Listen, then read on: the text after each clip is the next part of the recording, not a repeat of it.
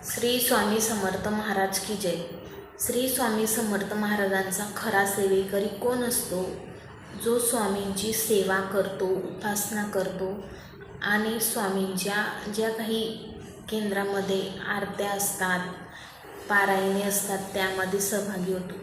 पण असाही स्वामींचा सेवेकरी असतो की जो आध्यात्मिक ज्ञान ज्याच्याकडे आहे, जो पुस्तकं वाचत नाही, स्वामींची कोणत्याही देवतेची पुस्तकं वाचत नाही, पण आध्यात्मिक ज्ञान आहे, सामाजिक ज्ञान आहे आणि आपल्या राष्ट्रपती त्याची भक्ती आहे।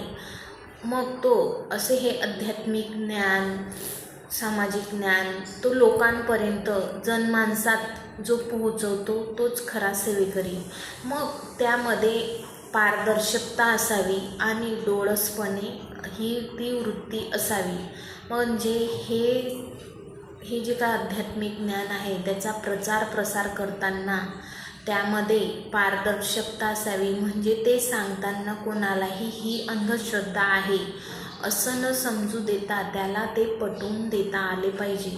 आणि हे जे काही स्वामींचं कार्य आहे, जो कोणी विनामूल्य करत असेल आणि सर्वसामान्यांपर्यंत पोचवत असेल तोच खरे सेवेकरी आहे किंवा तेच खरे सेवेकरी असून असे जे निष्ठावंत की तुला जरी पुस्तक वाचायला वेळ नसेल, स्वामींची सेवा करायला वेळ नसेल, पण ज्या कोणी लोकांना आपण भेटत आहोत त्यांना स्वामींचं जे काही महत्त्व आहे, स्वामींचं जे काही कार्य आहे ते तो जनमानसात पोचवत असेल तर तीच पण सेवा होऊन जाते।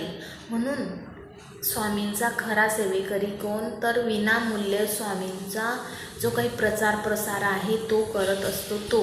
मग सेवेकरांनी स्वामी चरित्राचं जे काही तत्त्व आहे ते समजून घ्यायला हवे आणि ग्रंथकर्त्याने खूप काही त्याग करून ते स्वामी चरित्र लिहून घेतले आहे।